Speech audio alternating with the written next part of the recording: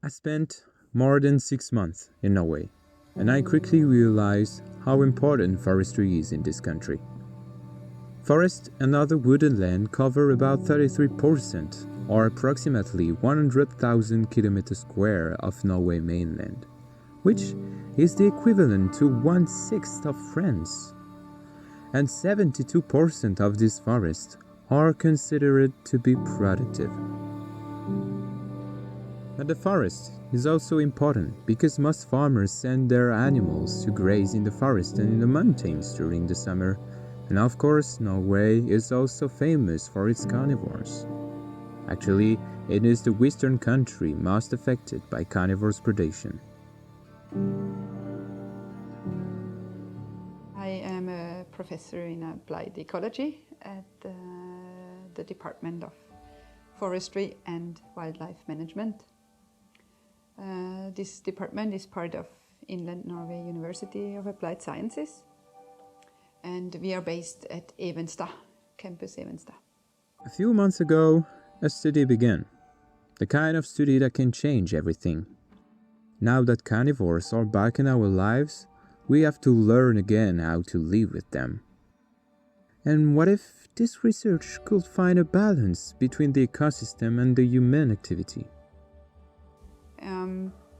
It is a societal conflict because there are parties that are interested to conserve the carnivores, and there are parties that are especially the livestock farmers who want to produce livestock in this way and are not kind of ready to change or adapt to this new situation. This research is mainly concerned with two practices in relation to carnivores. Either farmers decide to put their livestock in an anti-carnivore zone, or they raise cows instead of sheep, because cows are larger and better able to defend themselves against carnivores. But both these practices come with pros and cons, as always.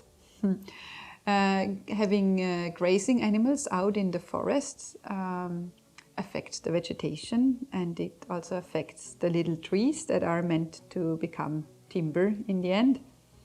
Livestock is mostly using the young forest stands for grazing because that's where there is their food. In old growth forest there is not much grass on the ground, but it's the young forest stands where they go to find the food. Having livestock out there in those young forest stands can help to keep the vegetation down so that the young trees actually can grow and have less competition for light. And also it can help to keep up the biodiversity, because grazing makes other herbs and different flowering plants to be able to survive against, for example, bigger shrubs like raspberries and birch and so on. So, and this again can have a positive effect on pollinators. So it can have a positive effect on biodiversity, but grazing can also be negative. For example, those large cattle, cows, they can trample or they can lay down on the small trees and damage them, and so it can be negative for forestry. So it is complex, and we want to look into all these different aspects of having cattle or sheep in carnivore exclosures in the forests. So this is also why the project is called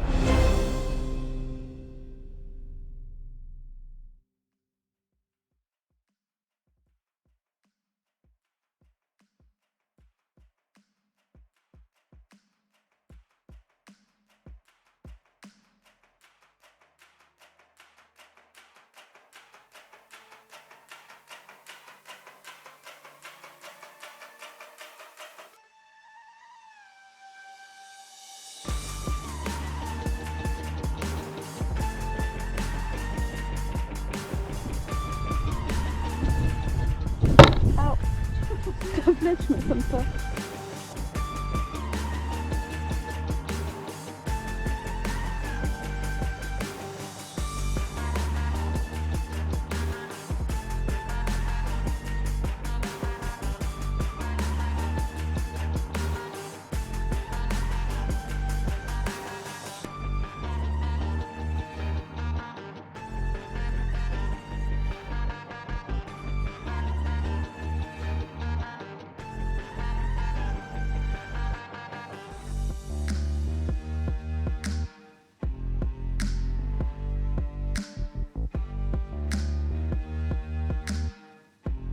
So we excluded the livestock. We built fences, so the livestock, the cows and the sheep cannot go in and graze there. Because we want to keep those fences over a period of 3 years. So, yeah, we had to build those.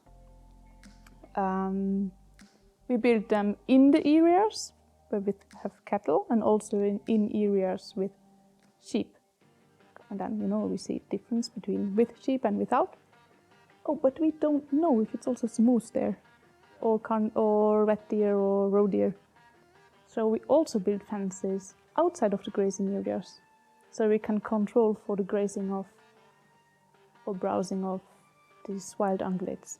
Yeah, now I talked about the vegetation, the vegetation and tree damage package, but then there's also the study of the cows and the carnivores, or the livestock and the carnivores. And here we focus on the cows, and then we want to know if the cows are stressed by the carnivores. We know that they are not really depredated on. It's not a big issue. It's more the sheep that are depredated on in Norway. But yeah, but we still are afraid that the cows might be stressed a lot by the carnivores, and then if they just run around a lot, they don't really gain weight, for example, and they are hard to handle. And anyway, we should not expose an animal for stress. It's about animal welfare. So we want to study that. So we have 20 cows that got these biologgers that measure heart rate that can be connected to stress, or and energy exposure at least. And so some cows have that. Then we also have these colors, right? And it gives value for the X and the Y and the Z. But then now we only get these many rows of data, numbers. We just get numbers. But we want to know what behavior it is. We want to know, has the cow been walking? Has the cow been shaking his head? Has the cow been grazing on the ground or picking up some leaf from the trees? And now we only get these numbers. So what we need to do is to link these numbers to behavior. So we need to go out and look at the cow and see what's the cow doing. And as it's really fine resolution data that, as I said, 32 points a second, and humans are really slow in their reaction. We are not recording it just in the field, like, oh, the cow has been doing that. No. We film the cows. No, I'm not, but you guys are.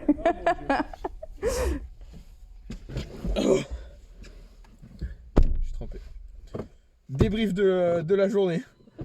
Bon, du coup...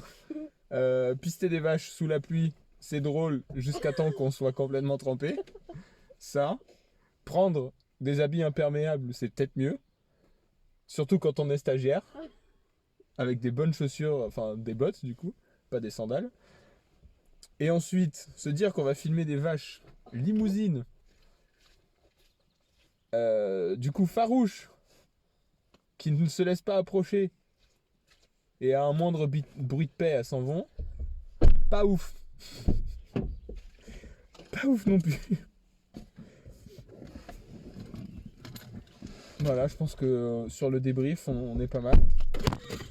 Nickel. Indeed, filming cows that are not used to human is not a funny game, especially when they are in the forest. The other problem is that we needed to film specific cows. The biologgers were in intense recording period only for 2 days, so we had to activate the collars only for the cows that had active biologgers. And finding them was easy thanks to their GPS, but not making them run away was not a piece of cake. Ils sont là-bas du coup. Parce que c'est maintenant qu'il va falloir faire super gaffe. Parce que ça doit être par là. Voilà.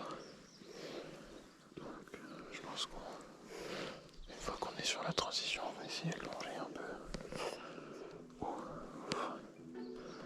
Le souci c'est que on peut faire ça. La 556 elle est là.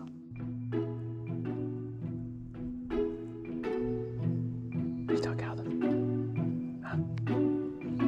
Ouais, vas-y.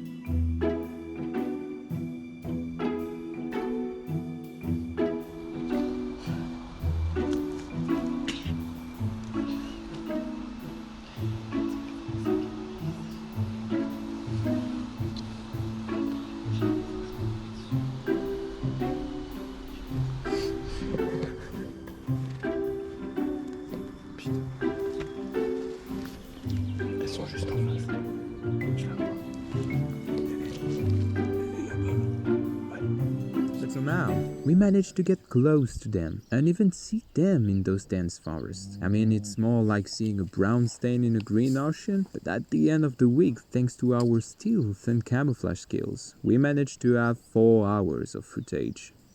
The first week we did the 5 limousine cows. The second week we had to move to the second herd of Hereford cows, and I was not traumatized, but hesitant about how filming was going to go. But it went a lot better. The thing with the second breed is they're more used to being handled, so they weren't as surprised to see us in the forest as the first cows. But we ran into a problem that was unexpected but expected. The herd was very large, lots of animals, so they were a lot more docile and more easily approached, but the problem was that there were so many of them that the time that we spent identifying them, they had already moved on to somewhere else. They were very mobile cows, they moved a lot, so trying to pinpoint which cow was the one that we had to film and then trying to follow it long enough that we could film it was a challenge. But by the end of the week, we had identified like specific characteristics of every cow that we had to film, so it made filming a lot easier.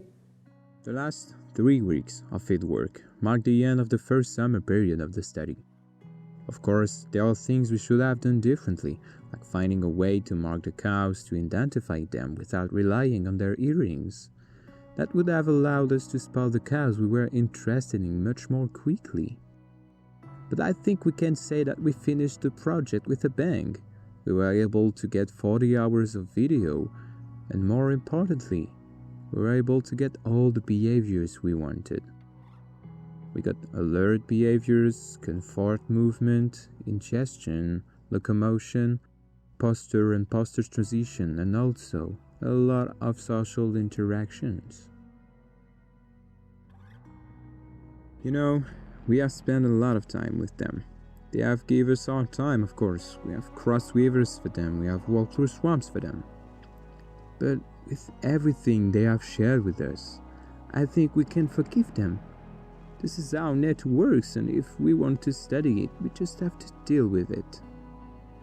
How can we not like to see cows licking each other, taking care of the cows, resting peacefully in the grass, or even seeing some of the youngsters playing and messing with each other? How can we not want to see forestry and agriculture works for both the ecosystem and the economy? This internship was really important to me. Spending time in a forest and looking for animals and filming them was kinda the perfect job. But it's mainly because I really care about this research, the result we will find, and the impact in our future.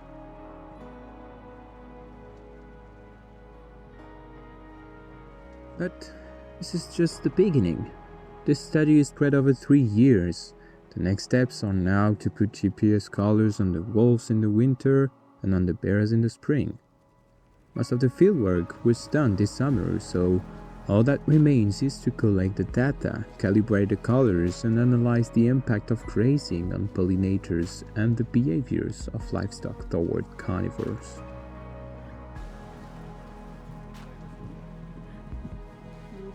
Ruben is stretching! Yes! Oh, that's beautiful! Thank you, Ruben. Cow 243 just made a perfect example of stretching. Que là maintenant on fait partie de la secte et que c'est foutu. Bon, d'ici une semaine je vais manger de l'herbe. On a une deuxième colocataire.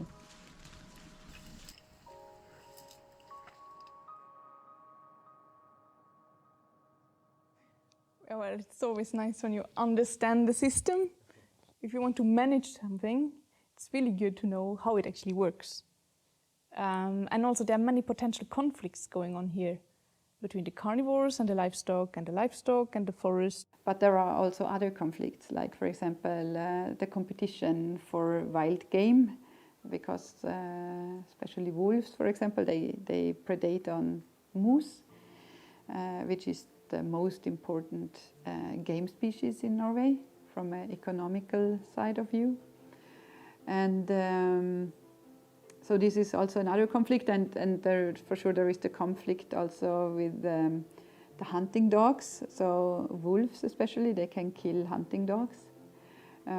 This is also a big issue. And then for sure there are some people that are afraid of the large carnivores. Say they don't like to go out into the forest because they don't feel comfortable.